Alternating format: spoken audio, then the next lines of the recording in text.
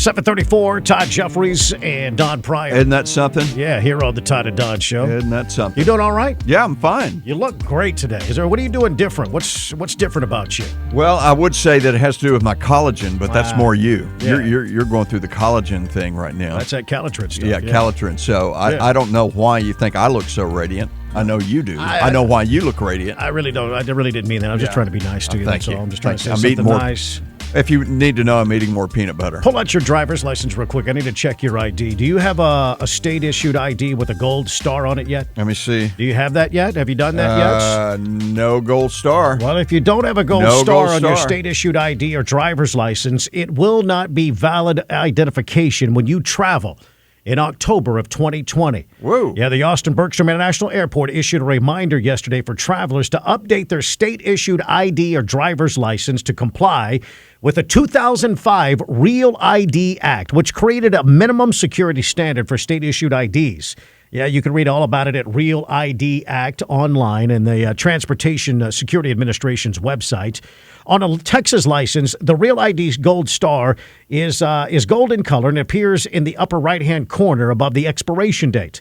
This is what officials say. You can find out if your ID is in compliance and apply for this new Texas state ID and the driver's license on the Department of Public Safety's website. Well, you can do all that online. I got to do this then before my birthday on December 21st, 2020. That's when this expires. That's my 40th birthday, by the way. Well, listen, you're going to have to do this before October, man, if you want to fly. And yeah, exactly. If I want to go anywhere.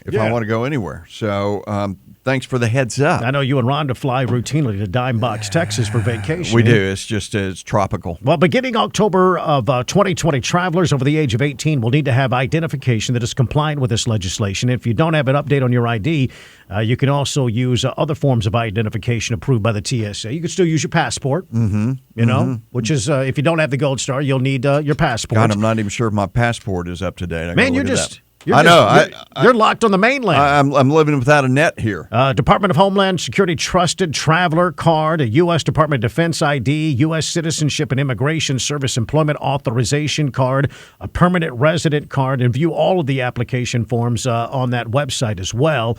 Now, along with non-compliant state IDs, temporary driver's license, and weapons permits will not be accepted by TSA at checkpoints anymore.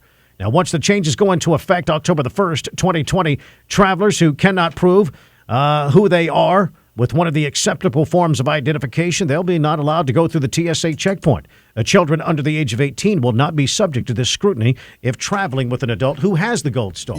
This is going to be, there are going to be a lot of people who aren't going to get the word or who are going to forget about it, who, just never got it, whatever.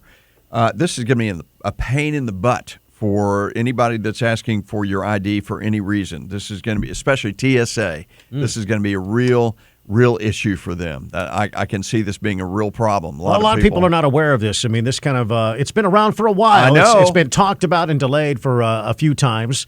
But it's something that's really taken effect October the 1st, 2020. Well, I'm guilty because until I read that story this morning, I was not aware of this whatsoever. I did not know I was going through life without a gold star. Listen, former vice president, you're going to be okay. Okay. It's going to be all right. This does stay on your permanent record, though.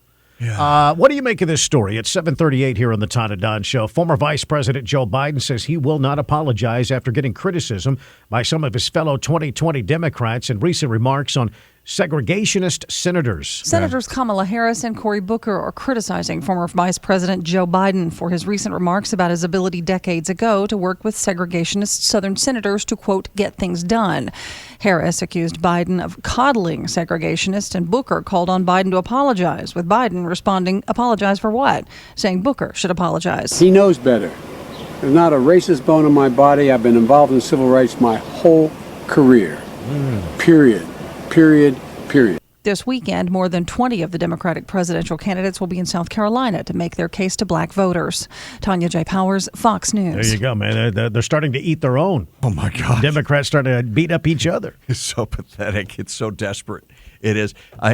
Joe Biden didn't say we got things done because they were segregationists. He just said he worked with them. His point is that he wasn't supporting the segregation. He just said They got things done. That's all he was saying. They accomplished things. Back then, they got things done. No matter what the distractions were, they still got things done because they still were able to work together. That's all. Yeah. That's all. That's Yeah. all he was saying. Well, I mean, Booker, he's on a race rampage right now. He is, He man. had his reparations hearing yesterday. Yeah. Demanding reparations, and now he's going after Joe Biden for the segregationist cooperation he had in the Senate. So sad. So sad. Well, it's all they got. I know. All the left has is me no orange man is racist. Todd, That's all they got. What is going to happen during these debates that are coming? I think we have the first one next week. Am I right? The Democrat debates? I think it's going to be on 2 nights in a row, actually. Well, they have to. Yeah, got to divide it up. Yeah. A team and B team.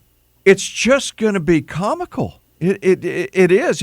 Because anything that they do propose, other than Donald Trump is the mean man, is going to be so sad. It's going to be so desperate and so ridiculous. It's just going to be what a waste of time. I'll watch it and It's I'll gonna be laugh. fun to watch. It'll be an absolute. They've split the field. Hoot. They split the field of 63 candidates into 2 nights. Yeah. I think it's actually 20-something, 21 or 22, I think, 20. Whatever. They divided up in 2 nights. Some are not even being included at all. Yeah, some just don't make the And cut. pretty much the first night, you could label it not a chance in hell. And then the second night of candidates, maybe a slight chance in hell. Right. Pretty much. That's what you got. I think Here, the let first me- night will be. I'm going to write this You got to down. be effing kidding. Yeah, I'm going to write this down, okay? Here's my prediction, okay? I'm going to throw this out there. Yeah. And you could bring it up later, 2020, when the election comes around. Hopefully, we'll still be here. Joe Biden loses the nomination to Bernie Sanders, Really? and Bernie Sanders loses to Donald Trump. Well, yes, I knew. That's my prediction. He'll lose to Bernie Sanders. Yes. That's my prediction. Because there's just not enough. Joe doesn't have enough socialism going. He'll fall asleep, man. After Or he just falls asleep after eating lunch at Luby's. Well, that's true. He just can't make it today. He It's a late just night. seems like he's just not in it. He's just like, what am I doing? Why am I doing this? Ken is in South Austin. Good morning, Ken. Yeah, good morning. I love the comment about Joe Biden falling asleep after Luby's. Anyway, I had a comment about the racial disparities and people being arrested now. Now that more whites are being arrested, does that make the Austin City Council happy now? Or? Oh, okay. Well, that's a good question. Yeah. Let me catch everybody Is up to everything date on fine this now? story. Austin's controversial Freedom City ordinance is apparently having an effect the city council was hoping for. Yeah, news police numbers show arrests for misdemeanor offenses are way down 60% since the council overhauled the way police can address discretionary arrest. Jose Garza is with the Workers' Defense Project. He spoke with Fox 7 News, and he says the progress is good, but it's not enough. Racial disparities for the Latinx community are down. They're down slightly for the black community, but not as much as they need to be. Yeah, African-American arrests are down 4%. Hispanic arrests are down 7%, but white arrests have spiked 13% since last year. Well, let me just say this. I'd like to just say this. I'd like to volunteer to be arrested so we can help get those numbers up. Yeah, I hear I'm what a you- white male. Yeah, I got you, Yeah. Ken. Well, here's get the those thing. numbers up. Here's the thing. Nobody should be arrested unless they commit a crime. Exactly. That's my point. It shouldn't be based on black, white, brown, yellow, purple, whatever your skin color is. Well, it should be that's- based purely on, did you commit a crime? That's it. Yep. Even if it's a misdemeanor. I guess there's something to celebrate here. I don't know. Man, it's so difficult to be a police officer these days. Oh. You got to take into account all this crazy stuff. I really, as every year goes by, I don't know how they're getting folks interested in doing this incredibly important job. Well, some people really do care about our community. you And they know, sign up and they go through the academy. Please, let's keep that going. Joe at North Austin, good morning. Hey, Joe. Morning, guys. Hi. Hey, I'm not even in Austin anymore. We've been in Cedar Park for about a year, but, listening to you guys, I'm aware of everything that goes on, and I just can't. It drives me crazy even just listening to it. But what happened to that Austin City audit? How do we get this city council in check? They've got 8.6 for a new building when they've got plenty of other buildings, but yet we can't, they didn't want to give the officers a raise. Yeah. That's a good question, Joe. The people of Austin, the Austin taxpayers, they fully support this city council. I mean, overwhelmingly, it's a very progressive city council, incredibly left-leaning. It's incredibly left-leaning. And the people of Austin, this is what they want. The people of Austin did not want an audit of the city. We didn't know it, but we didn't want it. We Well, didn't I mean, know it's- that. I mean, the mayor knows what's best. We talked yesterday about this horrible Gestapo situation involving folks that live on Shoal Creek Boulevard. The city conducted a survey about installing some protected bicycle lanes on Shoal Creek Boulevard. Yeah. And the results indicated that the homeowners, 70% of them plus, said, no, we don't want this in Don't our want 'em. neighborhood. And the mayor said, too bad, we're doing it anyway. Exactly. Then why do the survey? Yeah. I don't know. And the survey costs money. Every survey they do is going to cost money. So, yeah, it was kind of pointless. Yeah, they said we don't want them, which also tells me that they feel they don't need them. So it's a bizarre city. Jump in here at 512-836-0590, toll free 877-590-5525. But to answer your question about the audit, I think most people would agree that we should have had the audit. We wanted the audit, but the way it was worded on the ballot tricked us. They fooled us into saying no when we thought we were saying yes. Jump in here at 512-836-0590. More pushback for that South Austin homeless shelter. We'll tell you about it. There's a school that has some real concerns. Parents are concerned. There should be. 745 and a check on traffic. Here's Melinda. We've got a pair of wrecks reported over on Mopac southbound. The first one right there at Howard Lane, Wells Branch Parkway. The other one on Mopac southbound at Duval.